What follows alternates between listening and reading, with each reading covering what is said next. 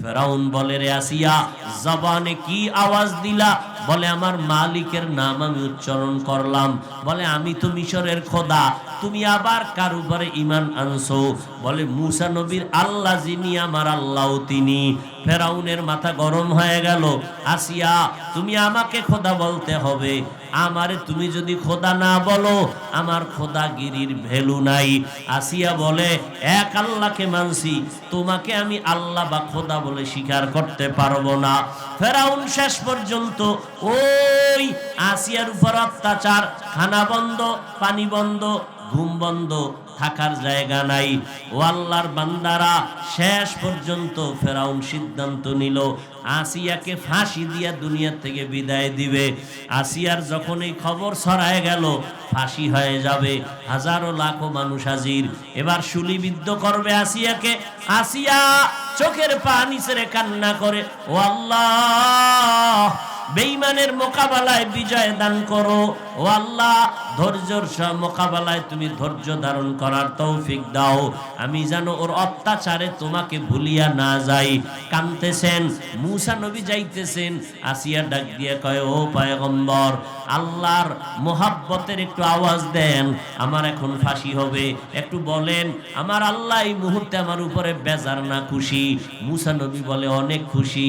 আল্লাহর নবীর এই কথা শুনিয়া এবার আসিয়া আসমানের দিকে উঁচু হাত উঠায় দোয়া করে, ক্বালাত রব্বি ইবনিলি ইনদাকা বাইতান ফিল জান্নাহ ওয়া নাজ্জিনি মিন ফিরআউন ওয়া আমালিহি ওয়া নাজ্জিনি মিনাল কওমিজ জালিমিন। ও আল্লাহ, এত বড় রাষ্ট্র ক্ষমতার মালিকের বউ হইয়া দুনিয়াতে থাকার জায়গা পেলাম না, খানা পেলাম না, অত্যাচারিত হলাম। ও আল্লাহ, মেহেরবানি করে তুমি আমার জন্য তোমার পার্শ্বে জান্নাতে একটা ঘর বানাইয়া দিও। আসিয়া কথা বলে কাঁদতেছেন, হঠাৎ আসিয়ার কান্না বন্ধ, মুস্কি হাসে। ফেরাউন ডাক দিয়া কয়, রে আসিয়া, বিপদ সময় ফাঁসি হবে, হাসো কেন, কান্না বন্ধ করে? আসিয়া ডাক দিয়ে কয়, আমি দেখি যা তুমি দেখো না, আমি দেখতেছি আমার মাওলা দয়াময় রব্বুল আলামিন জান্নাতে আমার জন্য একটা ঘর বানায় রাখছেন, আমি ছবিটা দেখতেছি। আল্লাহ আমার কলবের চক্ষুটা খুলে দিছে, লক্ষ লক্ষ ফেরেশতারা অপেক্ষায় আছে আমার রূহটা জান্নাতের মধ্যে নেওয়ার জন্য। তাড়াতাড়ি আমাকে শুলিবিদ্ধ করে দাও, আমার এখন মরণটাই আমার জন্য কল্যাণ। এরে পর্দার আড়ালের আম্মা জানেরা, আপনার মতো মা এত বড় বেঈমানের ঘরে থাইকেও যদি আল্লাহকে নিয়ে কবরে যায়, আপনার স্বামী তো নামাজ পড়লে বাধা দেয় না, কোরআন পড়লে বাধা দেয় না, কেন আপনি নামাজ পড়েন না? কেন কোরআন তেলাওয়াত করেন না? এখন থেকে তওবা করে নেন। ও যুবক বাবারা, মা বাবার দোয়া নিয়ে সামনে আগাও, মুরব্বীদের সাথে ভালো আচরণ করো। এরে আম্মা জান, আপনারা আলেম হাফেজে কোরআনের মায়ের মতো মা, এই স্টেজে সন্তানরা কোরআন হাফেজ হইয়া মাথায় পাগড়ি নিল, এদের মা বাবার কপাল কত ধন্য। এরে পর্দার আড়ালের আম্মা জান, আপনার মতো কত মা এখনো আছে এই এলাকায়, তাহাজ্জুদ নামাজ পড়ে, 5 ওয়াক্ত পড়ে, স্বামীর মাল হেফাজত করে, সন্তানগুলো নেককার বানানোর চেষ্টা করে। ও আম্মা জান, আপনারা খাদিজা রাদিয়াল্লাহু আনহার মতো দামি নারী, আপনারা ফাতেমা রাদিয়াল্লাহু আনহার মতো দামি নারী, আয়েশা রাদিয়াল্লাহু আনহার মতো দামি নারী। এরে আম্মা জান, আপনাদের এত সম্মান। ইসমাইল নবীর মা হাজরা আলাইহিস সালামের মতো দামি নারী, ঈসা নবীর মা মারিয়াম আলাইহিস সালামের মতো দামি নারী। বেঈমান ফেরাউন আল্লাহর সাথে চ্যালেঞ্জ দিয়া নিজেরে খোদা দাবি করলো। ওই ফেরাউনের ঘরে আল্লাহ গোলাপ ফুল ফুটায় দিলেন তার স্ত্রী আসিয়ার মাধ্যমে। ওই আসিয়া বেঈমান ফেরাউনের ঘরে থাইকা আল্লাহর জান্নাত নিয়া জান্নাতে চলে গেলেন। নবীজি বলেন, হাসরের ময়দানে আসিয়ার সাথে আমি মুহাম্মদের বিবাহ হয়ে যাবে। এরে আল্লাহর বান্দারা, ও পর্দার আড়ালের মা বোনেরা, এখনো সময় আছে, তওবা করেন। আল্লাহ পাক রব্বুল আলামিন বলেন, ও মানুষ, আমি আল্লাহ তোমাদেরকে দুনিয়ায় পাঠাইছি, আমার নবী কোরআন পাইয়া হেদায়েতের বাণী শুনাইতেছেন। লোকেরা কয় কি শোনাও? বলে রবের কালাম, রহমানের কালাম। তোমরা এক আল্লাহর ইবাদত করো, রহমানের ইবাদত করো। মুশরিকরা বলে মুহাম্মদ তুমি একবার বলো এক আল্লাহ, আবার বলো রহমান, তাহলে কি আল্লাহ দুইজন? কয় না। তো রহমান কে? আল্লাহ নবীকে জবাব দিয়া বলেন, নবী জানায় দেন রহমানকে জানায় দেন। আর রহমান আল্লামাল কুরআন খালাকাল ইনসান। রহমান হলেন তিনি, কোরআন শিখাইলেন যিনি, মানুষ সৃষ্টি করলেন যিনি। অর্থাৎ এখানে একটা ভালো কঠিন পয়েন্ট আছে, ভালো করে খেয়াল করেন। আল্লাহ বলেন আমি কেমন রহমান, আগে কোরআন শিখাইছি তারপরে মানুষ বানাইছি। অথচ বাস্তব তার উল্টা, আগে আল্লাহ আমাদের বানাইছেন, পরে আমাদের কোরআন শিক্ষার তৌফিক দিছেন। আমরা আগে দুনিয়াতে আইসা এরপরে বড় হইয়া কোরআন শিখলাম। অথচ আল্লাহ তার উল্টা বলে আমি আগে মানুষ বানাই নাই, আগে কোরআন শিখাইছি তারপরে আমি মানুষ বানাইছি। আল্লাহ উল্টা কেন বললেন? তার জবাবটা ভালো করে শুনেন। এরে নবীর উম্মতের দল, আল্লাহ পাক কেন উল্টা বললেন যে আমি আগে কোরআন শিখাইয়া পরে মানুষ বানাইছি? তার ব্যাখ্যাটা শুনে নেন। আল্লাহর আদালতে এই যে আমরা এত মানুষ, সব মানুষের দাম নাই। কিছু মানুষ আছে বংশগত মানুষ, কিছু মানুষ আছে জন্মগত মানুষ। আল্লাহর কাছে বংশগত মানুষেরও সফলতা নাই, বংশ জন্মগত মানুষেরও কামিয়াবি হবে না। আল্লাহর কাছে একদল মানুষের দাম হবে বিনা হিসাবে জান্নাত। ওয়ালাকাদ কাররামনা বানি আদম ওয়া হামালনাহুম ফিল বাররি ওয়াল বাহরি ওয়া রাযাকনাহুম মিনাত তাইয়্যিবাত وفضلناهم على كثير ممن خلقنا تفضيلا। বনি আদম বড় দামি। কেমন দামি? নূরের সৃষ্টি, ফেরেশতারাও এতটা দামি না। আল্লাহ বলেন ও বনি আদম, জমিনের মধ্যে আমি আল্লাহ তোমাদের মর্যাদা টিকাইয়া রাখার জন্য আমি জমিনে তোমাদের চলার মতো সুন্দর আয়োজন করেছি। আমি আল্লাহ পাক স্থল পানির মধ্যেও ব্যবস্থা করেছি।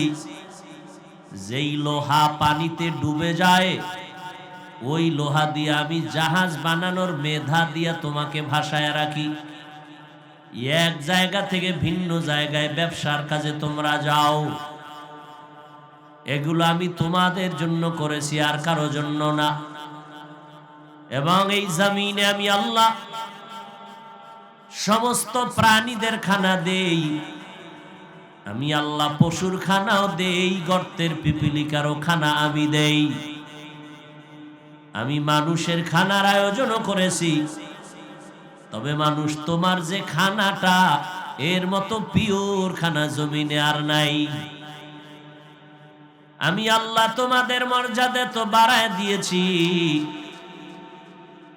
আমি আল্লাহ পাক রব্বুল আলামিন এত মজার মোহাব্বত আর তোমাদের কেন করছি জানোনি? ফেরেশতারা 24টা ঘন্টার অল টাইম আমি আল্লাহর গুণগান গায়। এরপরও আমি ফেরেশতাকে শ্রেষ্ঠত্ব দান করি নাই। আমি মানুষ তোমাদের কেন দিয়েছি? তোমাদেরকে দেওয়ার পিছনে একটা কারণ। তোমাদের শক্তি বেশি, এই জন্য তোমাদের মর্যাদা। কয় না,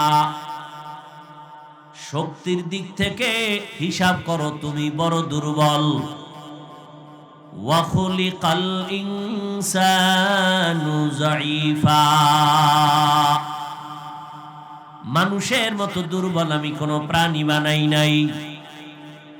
ও মানুষ, তুমি এতটাই যে দুর্বল, পিপিলিকার কাছেও তুমি দুর্বল, একটা মশার কাছেও তুমি দুর্বল, খানার বেলায় তুমি দুর্বল।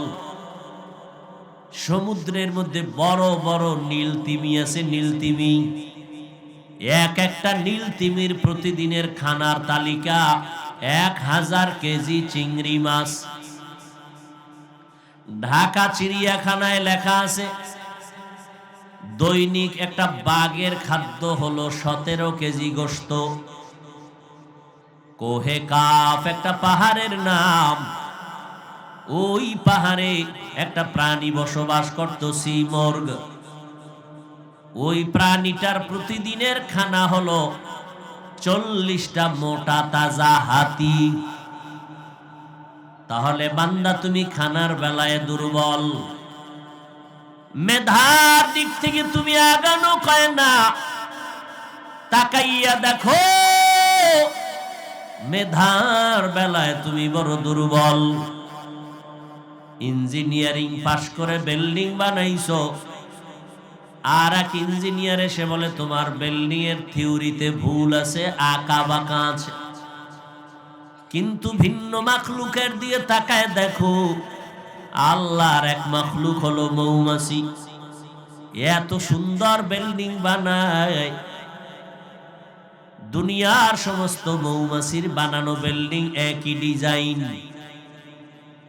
একটা গাছের ডালের নিচের অংশে বিল্ডিংটা বানায়, উপরেও না, রশি দিয়েও বাঁধা নাই।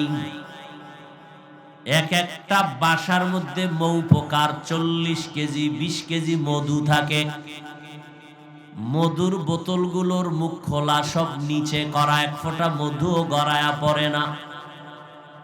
এদের থাকার জায়গা আলাদা, এদের বেডরুম বাথরুম সব আলাদা।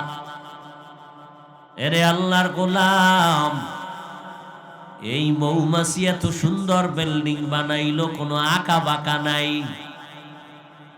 আল্লাহ কয় মানুষ তোমার মেধাও বড় দুর্বল, খানার বেলায় তুমি দুর্বল, চলার বেলায় তুমি দুর্বল।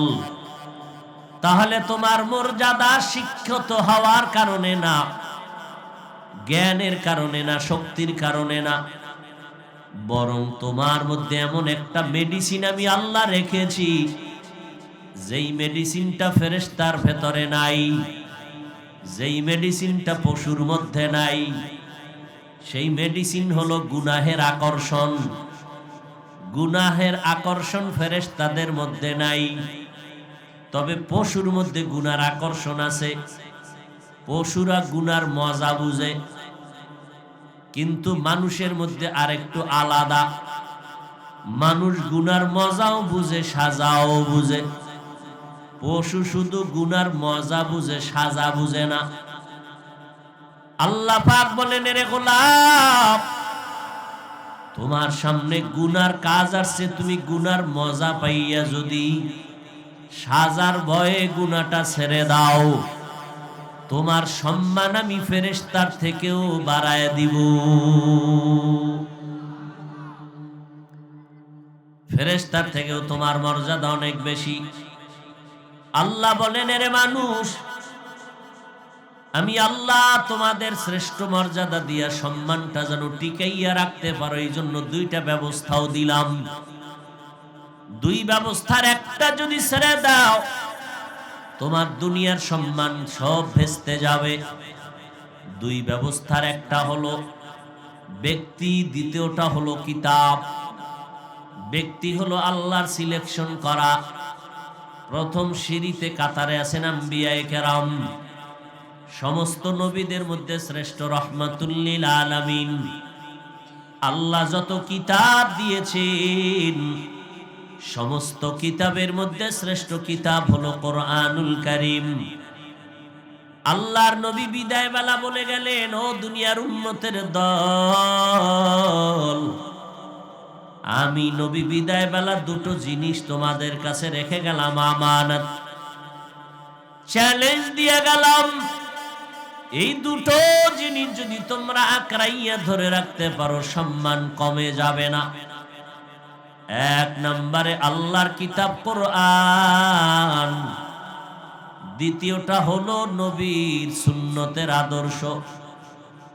আল্লাহর কসম, 1500 বছর পর আজও তাকাইয়া দেখো রে মুসলমানরা, ও নবীর আশিক, এই দুনিয়াতে সব মুসলিমরা চায় মাদ্রাসা বন্ধ হয়ে যাক, মসজিদ বন্ধ হয়ে যাক, কোরআনের আওয়াজ বন্ধ হয়ে যাক।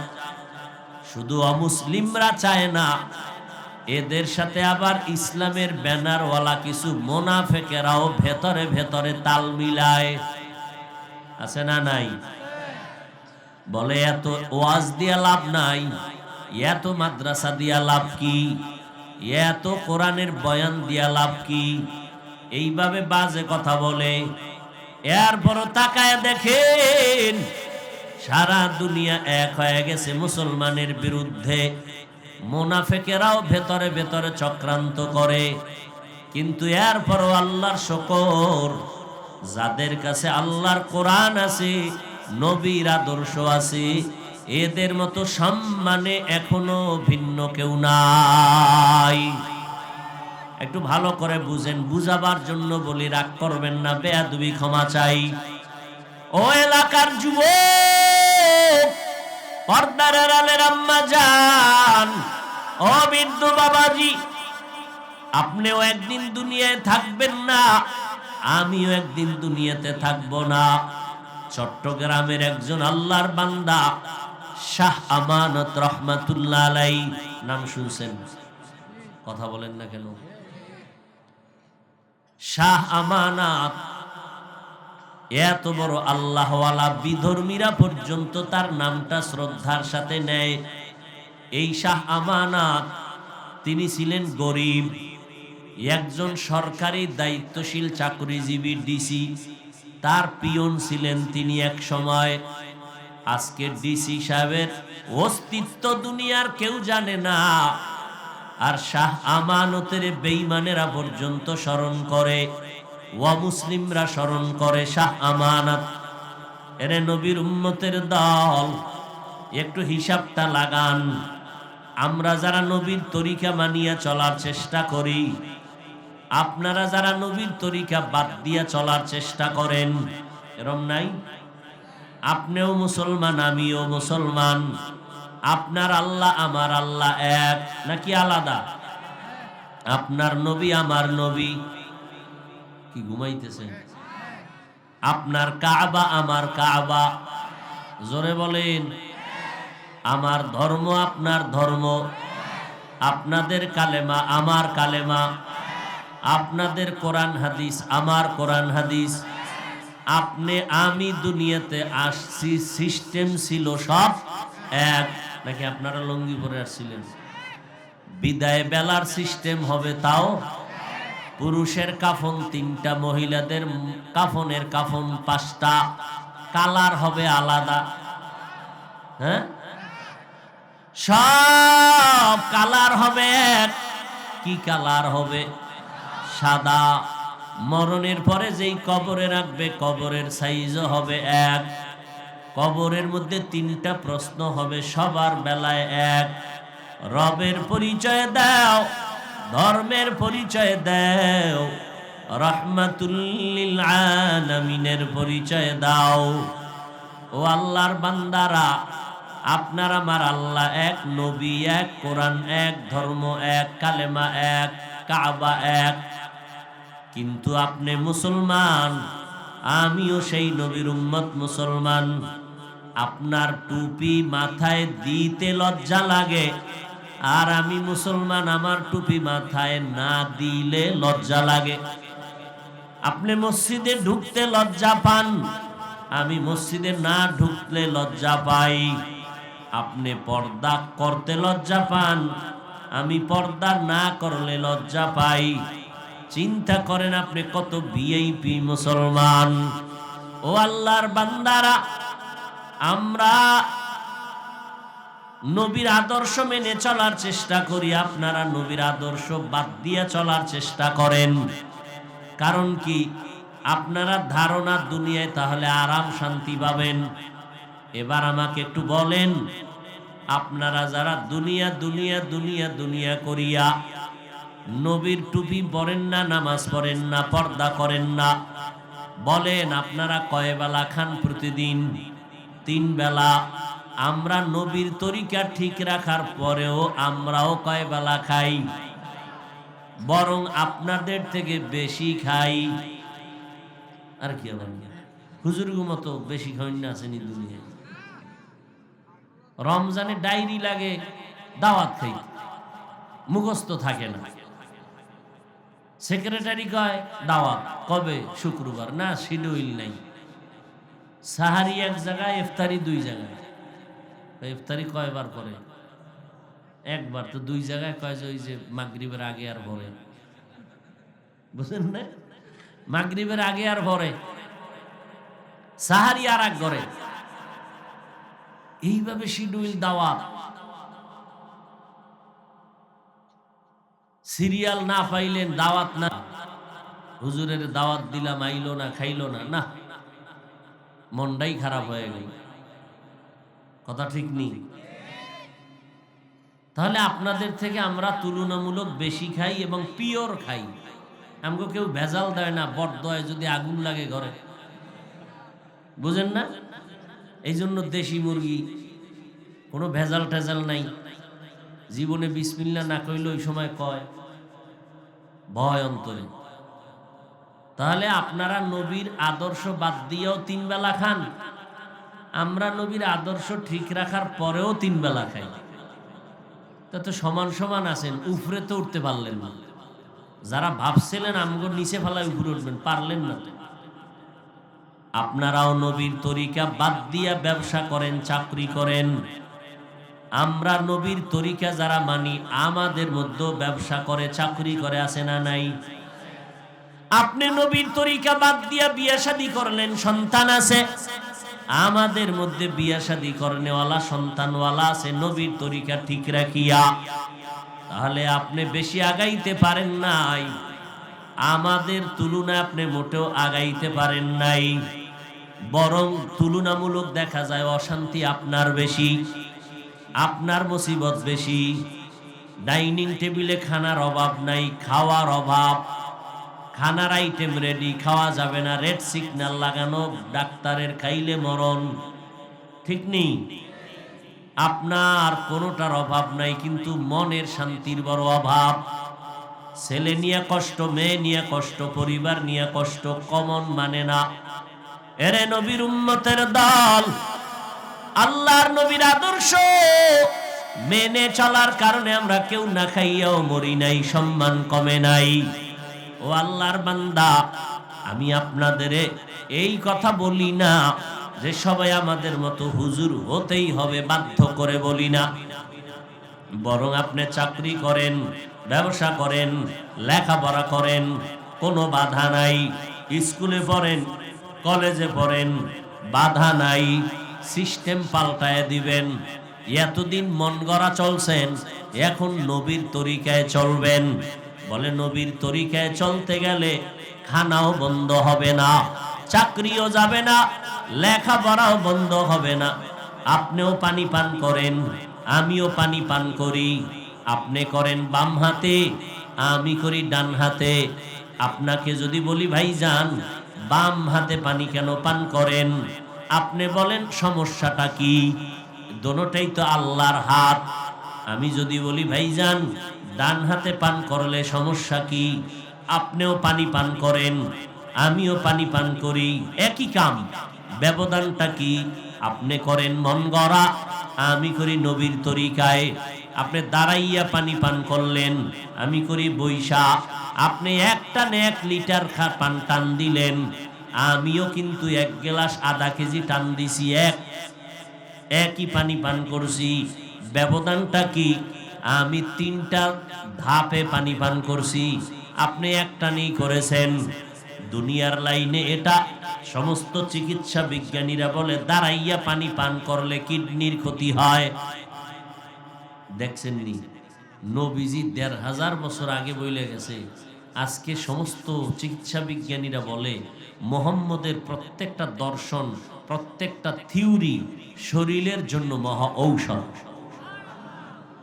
নবী দাঁড়াইয়া পান করতে নিষেধ করছেন কেন? এখন বিজ্ঞানীরা আবিষ্কার করে কয় দাঁড়াইয়া যদি পানি পান করে এবং এক শ্বাসে এক টানে কিডনির ক্ষতি হয়। আমগো হুজুরগো কথা মানবেন না, না আপনাকে গুরু যারা এগোটা তো না মানলে আপনি মানুষ না। এবার কোথায় যাবে? এরে যুবক আল্লাহর গোলাম, ও বৃদ্ধ বাবাজি, ও পর্দার আড়ালের আম্মা জান, আজকে বয়ান শুনিয়া সবাই বাড়ি যাবেন। বাড়ি যাওয়ার পরে আপনি ফ্রেশ হবে না, আমিও বাসায় গিয়া ফ্রেশ হব। আপনি ফ্রেশ হইতে গিয়া কি করবেন? দুইটা হাত ধুইবেন, পা ধুইবেন, চেহারাটা ধুইবেন। আমিও তাই করি বাসায় গিয়া। ব্যবধানটা কি? আপনার ফ্রেশ হইতে কোনো সওয়াব নাই, আমি ফ্রেশ হব সওয়াব।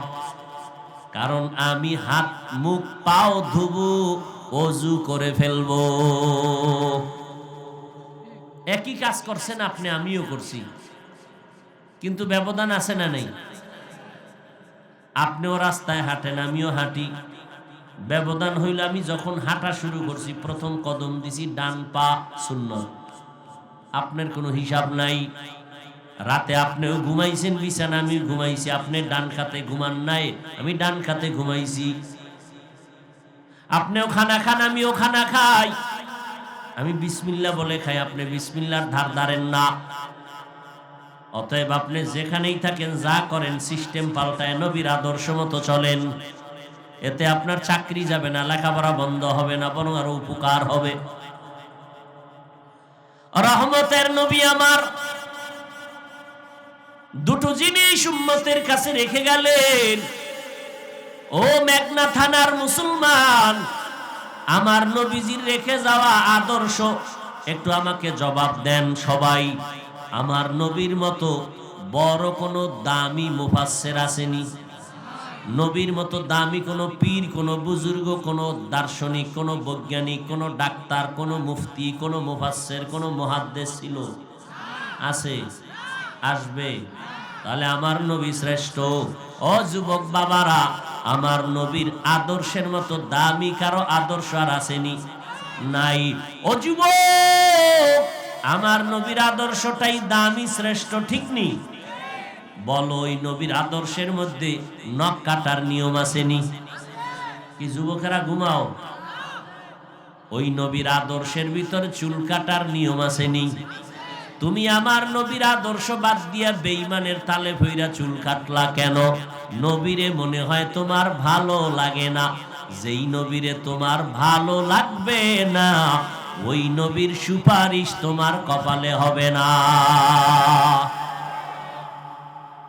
আর এটাও যাই না রাখিও বাবা, নবীর সুপারিশ ছাড়া কেউ জান্নাতে যেতে পারবে না।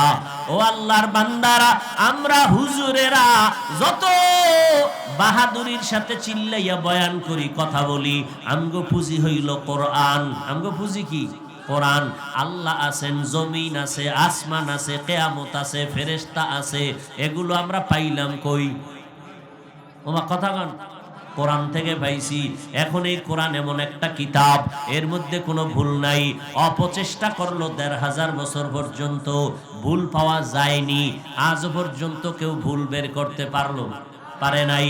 বরং অনেক বিধর্মীরা নিজেরা ভুল বের করতে গিয়া মাথা নত করে কালেমা পড়ে মুসলমান হয়ে গেল। ও মেঘনার যুবক বাবারা, একটু চিন্তা করে বলো, আল্লাহর কোরআনে কোনো ভুল আসেনি? যদি একটা ভুল প্রমাণ করতে পারো, তাহলে প্রমাণ হবে পুরো কোরআনটাই ভুল। কথা ঠিক না? তার মানে কোরআনে যা আছে তা ভুল। তাহলে একটা ভুল বের করে যদি দিতে পারো, এখন দাড়িটা কেটে ফেলবো, সব এই টুপি দাড়ি ফালাইয়া প্যান্ট শার্ট টাই লাগায় রাস্তায় নাইমে আল্লাহর বিরোধিতা শুরু করব, নাচ গান শুরু করব, কারণ কোরআন নাই, আল্লাহ নাই। কিন্তু আজও পর্যন্ত কোরআনের ভুল কেউ বের করতে পারে নাই। অতএব তোমার বিবেকের কাছে একটু প্রশ্ন রেখে গেলাম, ওই কোরআন যদিও তোমার অন্তর বলে সত্য, ওই কোরআনে যত কথা আছে তাও সত্য, ঠিক নি? এবার একটু জবাব দাও বাবারা, ওই কোরআনে জান্নাতের বয়ান আসেনি? জাহান্নামের বয়ান আসেনি? সত্য না মিথ্যা? কে জান্নাতে যাবে কে জাহান্নামে যাবে। আল্লাহ তাও বলেন, ইন্নাল আবরারা লাফি নাঈম ওয়া ইন্নাল ফুজ্জারা লাফি জাহিম। নেক আমল যারা করবে জান্নাতের পথিক, যারা গুনাহ করবে জাহান্নামের পথিক। ও যুবক বাবারা, একটু জবান খুলেন, বলো নবীর আদর্শ মানবে কারা? বলেন বলেন। মুসলমান। এখানে আপনারা তো সবাই মুসলমান। ও আপনারা বাদে নাকি? না আপনারাও? তাহলে নবীর আদর্শে টুপি পরেন না কেন? নবীর আদর্শের দাড়ি রাখেন না কেন? নামাজ পড়েন না কেন? পর্দা করেন না কেন? কি যুবক বাবারা, ও বিয়ে করার পর তোমার কপালে বিয়ে আছে কিনা গ্যারান্টি দাও। হ্যাঁ আছে বিয়া? আমার ধারণা যতটুকু নাই, যদিও থাকে, কারণ যেই পরিমাণ আকাম করো মোবাইল দিয়ে, এতে বিয়া থাকার কথা না। তবে যদি থাকে তবে তুমি বউ পাবা না, পাবা জল্লাদ, ডানা কাটা ভরি। ঠিক না? ডানা কাটা ভরি মানে এ ডানা কাটে। যখন এর ঘরে আনবা এ কইবে তোর মায়ের ডানা বাপ, তোর বাপের ডাও বাপ, দুজন খারাপ। তো কি করবো? ঢাকা ফেলাট ল, তোমারে লয়ে ঢাকা গেছি। ঢাকা যায় কয়েকদিন তোমারে খাইয়া চুষে সব তোমারে রাস্তার ফকির বানায় কইবে তোর ডানাও কেটে বিদায়, হিজরত করলাম। ডানা কাটা ভরি। হাসিও না, টের ভাইবা চান্দু কত ধানে কত চাল, সময় মতো হাসছো না। আমি শুরুতে বলছি না এটা হাসার প্যান্ডেল না, আর আমি যা বলছি এটা হাসির কথা না, কান্নার কথা। বউয়ের জোতার বাড়ি যখন কপালে লাগবে টের ভাইবে এটা বউ না জল্লা, তখন টের ভাইবে। কয় মাইয়ার জীবন খাইছো, এক মাইয়ায় জুতা দিয়া সাইজ করবে।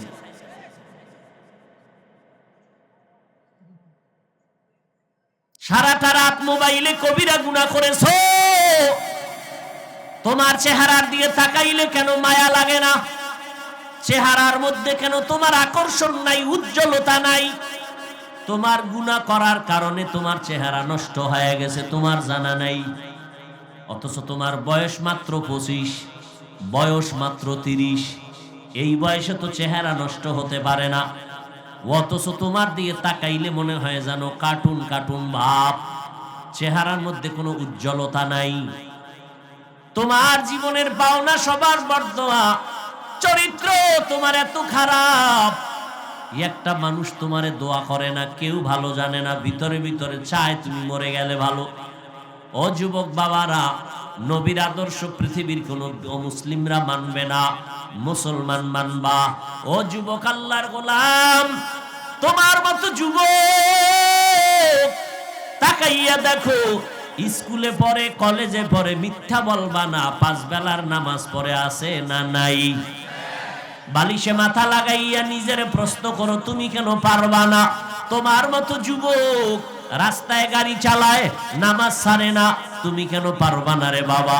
আল্লাহ কুত্তা শুয়ারের যাচাই করার মতো ভালো মন্দ বুঝার আকল দেন নাই। আল্লাহ মানুষকে দান করেছেন। একটু চিন্তা করো বাবা, তোমার আমার মতো কত যুবক জীবনে মাদ্রাসায় পড়ে নাই, জেনারেল লাইনে পড়িয়া নদীর মধ্যে মাছ ধরিয়াও নামাজ ছাড়ে না। বলো বাবা তুমি কেন পারবা না? তোমার মতো সন্তান র্যাব, আর্মি, পুলিশ, বিডিআরের চাকরি করে, নামাজ ছাড়ে না, তুমি কেন পারবা না? তোমার মতো সন্তান ময়দানে কৃষিকাজ করে, নামাজ বাদ দেয় না, তুমি কেন পারবা না রে বাবা? আল্লাহর ভয় কি তোমার অন্তরে নাই? আজকে যত বেশি বেশি নেক আমল সাহাবায়ে কেরাম করলেন, কিন্তু এরপরও তারা কান্না করে মরণ পর্যন্ত চলে গেলেন, আল্লাহর আযাবের ভয়ের কান্না। ও আল্লাহর বান্দারা, কই তুমি চলছো? আজকে তোমার মতো যুবক জেনারেল লাইনে থাকিয়াও যদি নামাজ পড়ে, তুমি কেন পারবা না রে বাবা? ও বৃদ্ধ বাবাজিরা, আপনার মতো কত বুড়া মানুষ হাতে লাঠি নিয়া মসজিদে গিয়া টোকায় টোকায় গিয়া নামাজ পড়ে ছাড়ে না, আপনারা কেন পারবেন না? ও পর্দার আড়ালের আম্মা জানেরা, এতক্ষণ আপনাদের সন্তানদের অনেক কথা শুনাইছি, এই কথাগুলো যদি আসলেই বাস্তবায়ন করতে চান ভালো লাইনে, এগুলোর জন্য আপনাদের অবদান রাখতে হবে। দোয়া করতে হবে, কারণ আপনাদের এত দাম, এত মর্যাদা আল্লাহ দান করেছেন। আপনারা নবীদের মায়ের মতো মা, সাহাবায়ে কেরামের মায়ের মতো মা। এরে আম্মা জান, আপনারা আলেম হাফেজে কোরআনের মায়ের মতো মা। এই স্টেজে সন্তানরা কোরআন হাফেজ হইয়া মাথায় পাগড়ি নিল, এদের মা বাবার কপাল কত ধন্য। এরে পর্দার আড়ালের আম্মা জান, আপনার মতো কত মা এখনো আছে এই এলাকায়, তাহাজ্জুদ নামাজ পড়ে, 5 ওয়াক্ত পড়ে, স্বামীর মাল হেফাজত করে, সন্তানগুলো নেককার বানানোর চেষ্টা করে। ও আম্মা জান, আপনারা খাদিজা রাদিয়াল্লাহু আনহার মতো দামি নারী, আপনারা ফাতেমা রাদিয়াল্লাহু আনহার মতো দামি নারী, আয়েশা রাদিয়াল্লাহু আনহার মতো দামি নারী। এরে আম্মা জান, আপনাদের এত সম্মান। ইসমাইল নবীর মা হাজরা আলাইহিস সালামের মতো দামি নারী, ঈসা নবীর মা মারিয়াম আলাইহিস সালামের মতো দামি নারী। বেঈমান ফেরাউন আল্লাহর সাথে চ্যালেঞ্জ দিয়া নিজেরে খোদা দাবি করলো। ওই ফেরাউনের ঘরে আল্লাহ গোলাপ ফুল ফুটায় দিলেন তার স্ত্রী আসিয়ার মাধ্যমে। ওই আসিয়া বেঈমান ফেরাউনের ঘরে থাইকা আল্লাহর জান্নাত নিয়া জান্নাতে চলে গেলেন। নবীজি বলেন, হাসরের ময়দানে আসিয়ার সাথে আমি মুহাম্মদের বিবাহ হয়ে যাবে। এরে আল্লাহর বান্দারা, ও পর্দার আড়ালের মা বোনেরা, এখনো সময় আছে, তওবা করেন। আল্লাহ পাক রব্বুল আলামিন বলেন, ও মানুষ, আমি আল্লাহ তোমাদেরকে দুনিয়ায় পাঠাইছি, আমার নবী কোরআন পাইয়া হেদায়েতের বাণী শুনাইতেছেন। লোকেরা কয়, কি শোনাও? বলে, রবের কালাম, রহমানের কালাম। তোমরা এক আল্লাহর ইবাদত করো, রহমানের ইবাদত করো। মুশরিকরা বলে, মুহাম্মদ তুমি একবার বলো এক আল্লাহ, আবার বলো রহমান, তাহলে কি আল্লাহ দুইজন? কয় না, তো রহমানকে। আল্লাহ নবীকে জবাব দিয়া বলেন, নবী জানায় দেন, রহমানকে জানায় দেন। আর রহমান আল্লামাল কুরআন খালাকাল ইনসান। রহমান হলেন তিনি, কোরআন শিখাইলেন যিনি, মানুষ সৃষ্টি করলেন যিনি। অর্থাৎ এখানে একটা ভালো কঠিন পয়েন্ট আছে, ভালো করে খেয়াল করেন। আল্লাহ বলেন, আমি কেমন রহমান, আগে কোরআন শিখাইছি, তারপরে মানুষ বানাইছি। অথচ বাস্তব তার উল্টা, আগে আল্লাহ আমাদের বানাইছেন, পরে আমাদের কোরআন শিক্ষার তৌফিক দিছেন। আমরা আগে দুনিয়াতে আইসা এরপরে বড় হইয়া কোরআন শিখলাম। অথচ আল্লাহ তার উল্টা বলে, আমি আগে মানুষ বানাই নাই, আগে কোরআন শিখাইছি, তারপরে আমি মানুষ বানাইছি। আল্লাহ উল্টা কেন বললেন, তার জবাবটা ভালো করে শুনেন। এরে নবীর উম্মতের দল, আল্লাহ পাক কেন উল্টা বললেন যে আমি আগে কোরআন শিখাইয়া পরে মানুষ বানাইছি, তার ব্যাখ্যাটা শুনে নেন। আল্লাহর আদালতে এই যে আমরা এত মানুষ, সব মানুষের দাম নাই। কিছু মানুষ আছে বংশগত মানুষ, কিছু মানুষ আছে জন্মগত মানুষ। আল্লাহর কাছে বংশগত মানুষেরও সফলতা নাই, বংশ জন্মগত মানুষেরও কামিয়াবি হবে না। আল্লাহর কাছে একদল মানুষের দাম হবে বিনা হিসাবে জান্নাত। ওই মানুষ হবে একমাত্র গুণের মানুষ, আদর্শের মানুষ। এরা আদম নবীর বংশে জন্ম নিলেও লাভ নাই যদি গুণের মানুষ না হয়।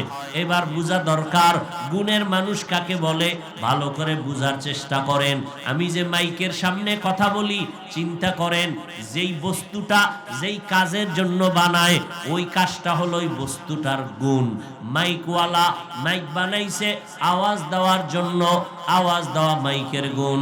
বাতিওয়ালা বাতি বানাইছে আলো দেওয়ার জন্য, আলো দেওয়া বাতির গুণ। ঠিক নেই? যেই জিনিসটা যেই কাজের জন্য বানায়, ওই কাজ হলো ওই জিনিসের গুণ। বলেন তো মানুষ বানাইছেন কেন? কি জন্য? বিড়ি টানার জন্য, একমাত্র ইবাদতের জন্য। ইবাদত, আল্লাহর ইবাদতের জন্য মানুষ বানাইছেন। তাহলে যেই জিনিসটা যেই কাজের জন্য বানায়, ওই কাজটাই হলো ওই জিনিসের গুণ। মানুষের কাজ কি? তাহলে মানুষের গুণ কি? দেখছেন, মানুষের গুণ কি? ইবাদত করা। ইবাদত করলে সে গুণের মানুষ। মাইকের গুণ কি? আওয়াজ দেওয়া। বাতির গুণ কি? আলো দেওয়া। মাইক যদি আওয়াজ না দেয় বলবে ফালায় দাও, এটা গুণের মাইক না। বাতি যদি আলো না দেয় বলবে ভেঙ্গে ফেলো, এটা গুণের বাতি না। মানুষ বানাইছেন কেন? ইবাদতের জন্য। ইবাদত করা মানুষের গুণ। এখন যদি মানুষ ইবাদত না করে আল্লাহ বলবে ফেরেশতা এরে লাথি দিয়া জাহান্নামে ফালায় দাও, এটা গুণের মানুষ না। কিন্তু ইবাদত যে করবেন মন গড়া না নিয়ম লাগবে? নিয়ম জানার জন্য লাগবে কোরআন। কোরআন থেকে কোরআন ইবাদতের নিয়ম জানো। বলে আমি কোরআন পারি না, হাদিস ধরো পারি না। কোরআন হাদিস যারা জানে ওলামায়ে কেরাম তাদের কাছে যাও, যাইয়া কোরআন শিখিয়া নিয়ম অনুযায়ী ইবাদত করো, তো তুমি গুণের মানুষ। এই দিকটা ইঙ্গিতের জন্য আল্লাহ বলছেন আর রহমান আল্লামাল কোরআন খালাকাল ইনসান। আমি এমন রহমান, কোরআন শিখাইছি তারপরে মানুষ বানাইছি। অর্থাৎ যারা কোরআন শিখিয়া ইবাদত করবে সঠিকভাবে তারা গুণের মানুষ। এই গুণের মানুষ আল্লাহর জান্নাত পাবে। অতএব গুণের মানুষ হতে হলে ইবাদত লাগবে। ইবাদত বুঝতে শিখতে হলে কোরআন লাগবে। কোরআন শিখতে বুঝতে হলে উলামায়ে আহলে হক লাগবে। এই গুণের মানুষের জন্য আল্লাহ জান্নাত বানাইছেন। ইবাদত করা মানুষের গুণ, যারা সঠিকভাবে ইবাদত করবে। ইবাদত মানে সারা রাত জায়নামাজে বসে থাকা না, সারা দিন রোজা রাখা ইবাদত না। আপনি ব্যবসা করেন ইবাদত, আপনি চাকরি করবেন ইবাদত, আপনি লেখাপড়া করবেন ইবাদত। সব হতে হবে আল্লাহর জন্য, নবীজির তরিকায়। যা করবেন সব ইবাদত। ও আল্লাহর বান্দারা, এরে নবীর উম্মতের দল, আল্লাহ পাক রব্বুল আলামিন ইবাদত করবিয়া গুণের মানুষ হয়ে যারা কবরে যাবে এদের জন্য জান্নাত। আল্লাহ হাসরের ময়দানে এদের বিনা হিসাবে জান্নাত দিবেন। কিন্তু যারা ইবাদত করবে না এরা গুণের মানুষ হবে না। আল্লাহ তাআলা ওই অন্ধকার কবরে নেওয়ার পর জাহান্নামে নিক্ষিপ্ত করবেন। ও আল্লাহর বান্দারা, ও পর্দার আড়ালের আম্মা জান, আল্লাহ পাক হেদায়েতের মালিক। যেই ফেরাউন আল্লাহর সাথে চ্যালেঞ্জ দিয়া নিজের খোদা দাবি করলো, ওই ঘরে আমার আল্লাহ মেহেরবানি করে আসিয়াকে ঈমানওয়ালা বানায় দিলেন। এরে আম্মা জান, আসিয়ার মতো এমন একজন আল্লাহর বান্দি বেঈমান ফেরাউনের ঘরে থাইকা আসিয়ার জবানে আল্লাহর নাম উচ্চারণ হয়। ফেরাউন বলে, রে আসিয়া, জবানে কি আওয়াজ দিলা? বলে, আমার মালিকের নাম আমি উচ্চারণ করলাম। বলে, আমি তো মিশরের খোদা, তুমি আবার কার উপরে ঈমান আনছো? বলে, মুসা নবীর আল্লাহ যিনি আমার আল্লাহ তিনি। ফেরাউনের মাথা গরম হয়ে গেল। আসিয়া, তুমি আমাকে খোদা বলতে হবে। আমারে তুমি যদি খোদা না বলো আমার খোদাগিরির ভ্যালু নাই। আসিয়া বলে, এক আল্লাহকে মানছি, তোমাকে আমি আল্লাহ বা খোদা বলে স্বীকার করতে পারবো না। ফেরাউন শেষ পর্যন্ত ওই আসিয়ার উপর অত্যাচার, খানা বন্ধ, পানি বন্ধ, ঘুম বন্ধ, থাকার জায়গা নাই। ও আল্লাহর বান্দারা, শেষ পর্যন্ত ফেরাউন সিদ্ধান্ত নিল আসিয়াকে ফাঁসি দিয়া দুনিয়া থেকে বিদায় দিবে। আসিয়ার যখন এই খবর ছড়ায় গেল ফাঁসি হয়ে যাবে, হাজারো লাখো মানুষ হাজির, এবার শুলিবিদ্ধ করবে আসিয়াকে। আসিয়া চোখের পানি ছেড়ে কান্না করে, ও আল্লাহ, বেঈমানের মোকাবেলায় বিজয় দান করো। ও আল্লাহ, ধৈর্যের মোকাবেলায় তুমি ধৈর্য ধারণ করার তৌফিক দাও, আমি যেন ওর অত্যাচারে তোমাকে ভুলিয়া না যাই। কাঁদতেছেন, মুসা নবী যাইতেছেন। আসিয়া ডাক দিয়ে কয়, ও পয়গম্বর, আল্লাহর মোহাব্বতের একটু আওয়াজ দেন, আমার এখন ফাঁসি হবে, একটু বলেন আমার আল্লাহ এই মুহূর্তে আমার উপরে বেজার না খুশি? মুসা নবী বলে, অনেক খুশি। আল্লাহর নবীর এই কথা শুনিয়া এবার আসিয়া আসমানের দিকে উঁচু হাত উঠায় দোয়া করে, ক্বালাত রব্বি ইবনিলি ইনদা বাইতা ইনদাকা বাইতান ফিল জান্নাহ ওয়া নাজ্জিনি মিন ফিরআউন ওয়া আমালিহি ওয়া নাজ্জিনি মিনাল কওমিজ জালিমিন। ও আল্লাহ, এত বড় রাষ্ট্র ক্ষমতার মালিকের বউ হইয়া দুনিয়াতে থাকার জায়গা পেলাম না, খানা পেলাম না, অত্যাচারিত হলাম। ও আল্লাহ, মেহেরবানি করে তুমি আমার জন্য তোমার পার্শ্বে জান্নাতে একটা ঘর বানাইয়া দিও। আসিয়া কথা বলে কাঁদতেছেন, হঠাৎ আসিয়ার কান্না বন্ধ, মুস্কি হাসে।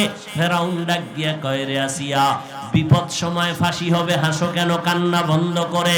আসিয়া ডাক দিয়া কয়, আমি দেখি যা তুমি দেখো না, আমি দেখতেছি আমার মাওলা দয়াময় রব্বুল আলামিন জান্নাতে আমার জন্য একটা ঘর বানায় রাখছেন, আমি ছবিটা দেখতেছি। আল্লাহ আমার কলবের চক্ষুটা খুলে দিছে, লক্ষ লক্ষ ফেরেশতারা অপেক্ষায় আছে আমার রূহটা জান্নাতের মধ্যে নেওয়ার জন্য। তাড়াতাড়ি আমাকে শুলিবিদ্ধ করে দাও, আমার এখন মরণটাই আমার জন্য কল্যাণ। এরে পর্দার আড়ালের আম্মা জানেরা, আপনার মতো মা এত বড় বেঈমানের ঘরে থাইকেও যদি আল্লাহকে নিয়ে কবরে যায়, আপনার স্বামী তো নামাজ পড়লে বাধা দেয় না, কোরআন পড়লে বাধা দেয় না, কেন আপনি নামাজ পড়েন না? কেন কোরআন তেলাওয়াত করেন না? এখন থেকে তওবা করে নেন। ও যুবক বাবারা, মা বাবার দোয়া নিয়ে সামনে আগাও, মুরব্বীদের সাথে ভালো আচরণ করো, ওলামায়ে কেরামের সাথে ভালো আচরণ করে দোয়া নিয়ে চলো, গুনাহ থেকে নিজেকে বাঁচাও, আল্লাহর কাছে তওবা করো পেছনের গুনার জন্য। ও দয়ার মালিক, মনে হয় যেন এই ময়দানে আমার মতো গুনাহগার কেউ নাই। গুনার কারণে জিহ্বা নাপাক, অন্তর নাপাক, হাত নাপাক। ও আল্লাহ, মেহেরবানি করে মাফ করে দাও। যারা খাঁটি ভাবে তওবা করবে, আপনার গুনাহ করতে লাগছে 50 বছর, আল্লাহর ক্ষমা করতে 1 সেকেন্ডও লাগবে না। আল্লাহর কাছে তওবা করো যুবক, আর কোনদিন মা বাবারে কষ্ট দিবা না, আলেমদের বিরোধিতা করবা না, নবীর সুন্নত অনুযায়ী চলবা, মা বাবার দোয়া নিয়ে চলবা, তাহলে জীবন তোমার সফল। জীবনে গুনাহ করেছো, তওবা করে নাও, মা বাবার সাথে আর অন্যায় না, মোবাইল নিয়ে কোনো গুনাহ না, ওলামায়ে কেরাম পাইলে দোয়া নিয়ে চলবা, নবীর সুন্নত অনুযায়ী চলবা। এরে পর্দার আড়ালের আম্মা জান, আল্লাহর কাছে তওবা করেন, সন্তানের জন্য দোয়া করেন, আল্লাহ নেককার সন্তানের মা বাবা বানায় দিবেন। এরে আল্লাহর বান্দারা, তওবার নিয়ত যদি অন্তরে থাকে, খাঁটি তওবার নিয়ত মুনাফিকি যদি না থাকে, দুটো হাত আমার আল্লাহকে দেখাইয়া দেই। আয় আল্লাহ, আমাদের হাতগুলো কবুল করে নেন, তওবা কবুল করে নেন, তওবার উপরে মজবুত হইয়া চলার মতো তৌফিক দান করেন, আমিন।